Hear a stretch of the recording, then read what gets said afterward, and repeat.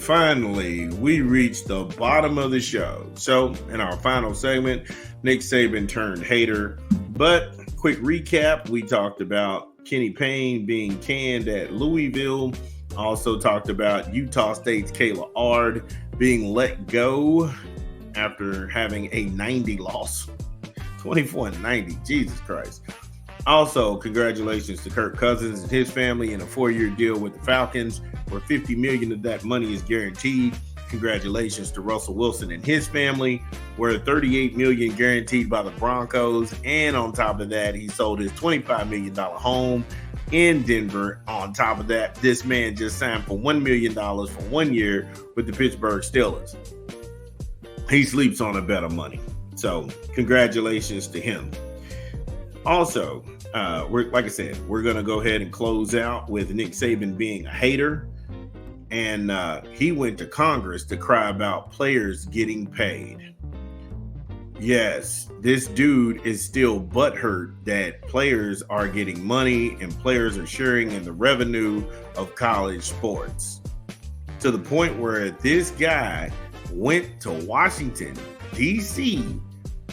to start meeting with senators and everything about this. Now, despite this man being paid millions of dollars by his university to coach football, having the third highest paid coaching staff in college football, forget SEC, the second highest paid staff in the SEC behind Georgia, but third all of college athletics. This man still wants to cry to anybody who's going to listen to that nonsense. We'll get more into it when we come back from a quick 20 seconds from an unofficial sponsor of the show. This is Big Vernon App Stupid.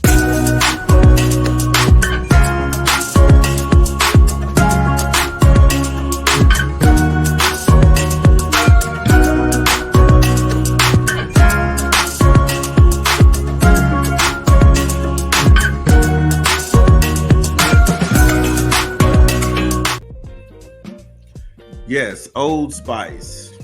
Try any of the body washes, the body sprays, and deodorants. I'm sure you'll leave an impression lasting long.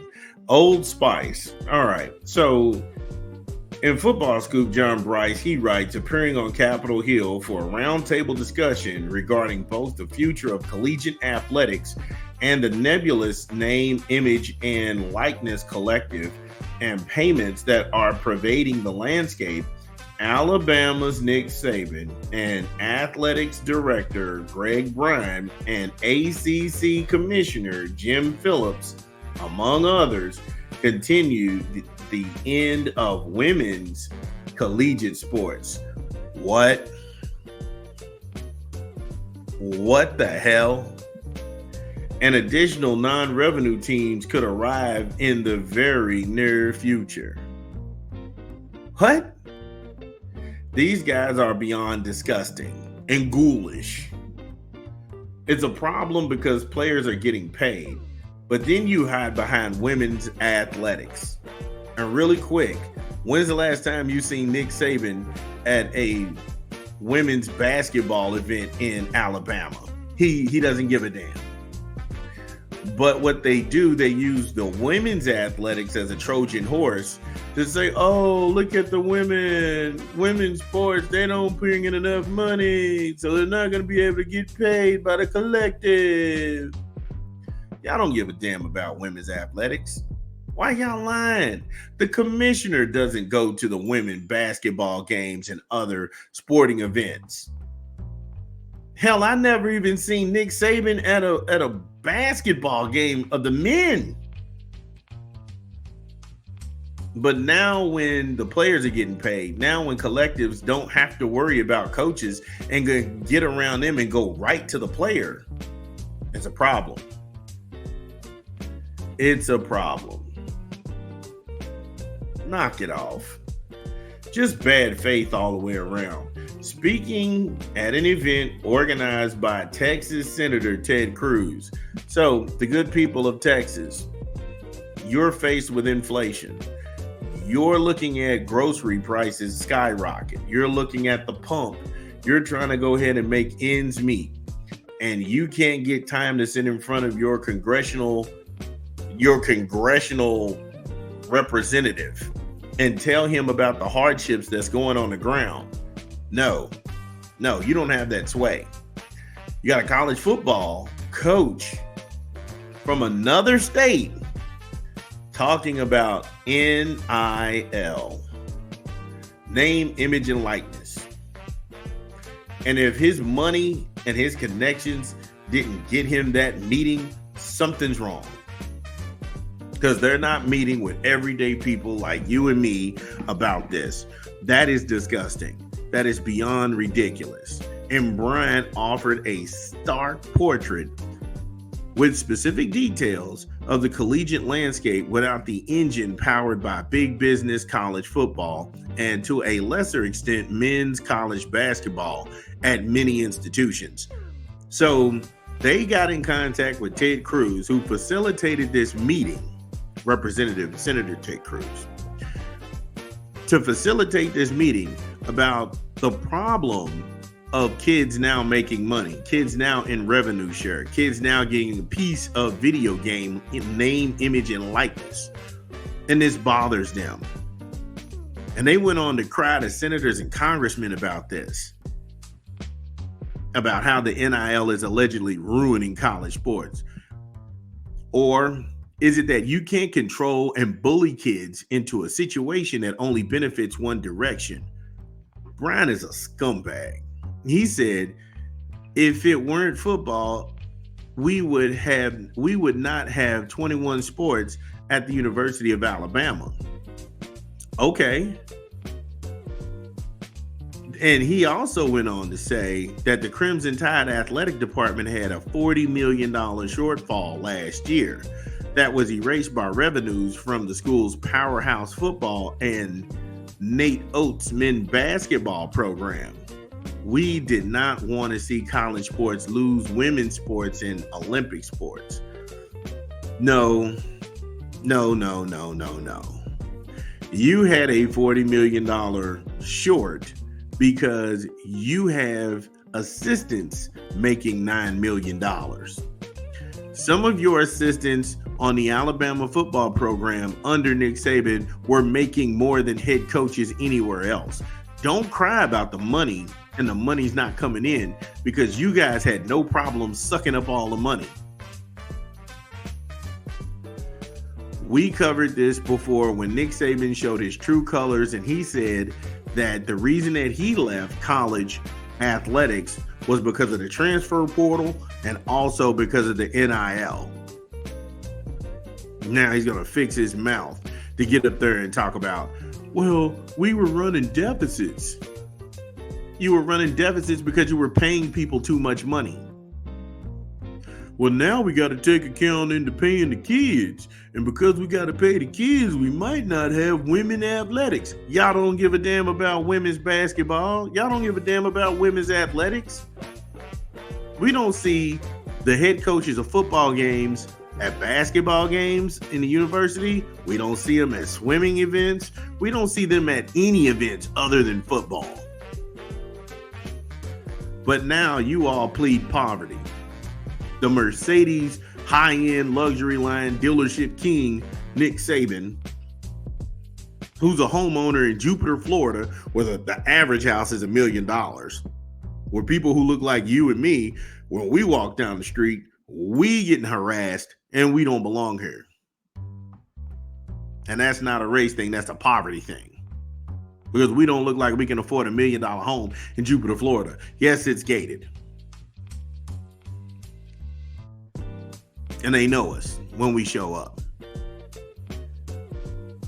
Just dishonest stuff with this dude. And if this is a guy who you all want to hear from on Saturdays to repaint this guy as some sort of everyday man and he's got football now, dude, screw you. Fuck you, bro. I don't want nothing from you, man. The discussion focused not only on the NFL, not only on the NIL collectives, but also veered into talks about the NCAA transfer portal. Of course, because these are Saban's hot buttons, and I was not able to win because I couldn't lock kids up. And we talked about that. How he had 3 NFL running backs and they were trapped and they had to split time. And that situation worked well for him because I don't remember him in 2010 coming out and saying, "Hey, look, we can't have all of this talent stockpile." No. It only became a problem when they got money. It only became a problem when they had to share revenue. That's when this thing had become a problem. The potential to make student athletes and employees their respective institutions and what could potentially happen in the event is a drastic change. Just shut up, dude. Phillips, the ACC head who took over the conference after his time in Northwestern's athletic director, said athletes labeled as employees and in a revenue sharing system would leave likely only football and men's basketball as male sports offerings, and then women's athletics would be limited to equivalent number of scholarships. Female athletes would be compensated. Boo-hoo. Boo-hoo. Why is it a problem that players have to share in the pain? Why does that problem always persist? Anytime there's going to be drastic cuts, anytime there's going to be things to be dealt, a crushing blow. Yeah, we got to go ahead and we got to limit the players making money. And if you're a free market person and you believe in free market and not socialism, you shouldn't be mad.